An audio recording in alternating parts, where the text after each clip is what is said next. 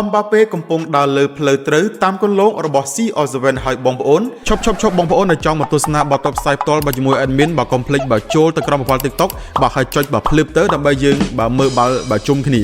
នេះគឺជាកម្មវិធីបើប្រគល់បាននៅបើពានរង្វាន់ Golden Boot បរដូវកាលបើឆ្នាំ2024-2025បាទទៅឲ្យកីឡាករបើ Kylian Mbappé បាទបន្ទាប់ពីបើរូបគេនឹងគឺបើប្រឹងប្រែងបើខ្លាំងមែនទែនបើសម្រាប់បរដូវកាលមុនបាទអញ្ចឹងគឺសមិទ្ធផលគឺនឹងមិនខកបំណងទេបើសម្រាប់បើ Mbappé បាទហើយសម្រាប់ពេលនេះដែរគឺកីឡាករ Lewandowski បាទរកបានបើ42គ្រាប់បងប្អូនបាទហើយ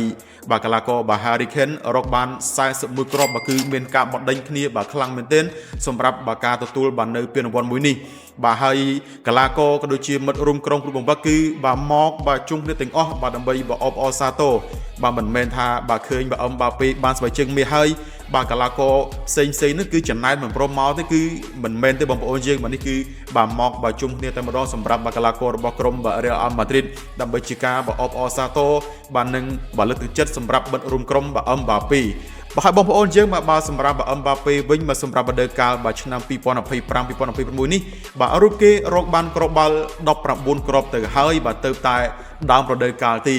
បាទអញ្ចឹងយើងចាំមើលថារដូវកាលថ្មីនេះបាទតើ Mbappé បាទអាចនឹងបាទក្រោសស្បែកជើងនេះគឺម្ដងទៀតម្ដងឬទេ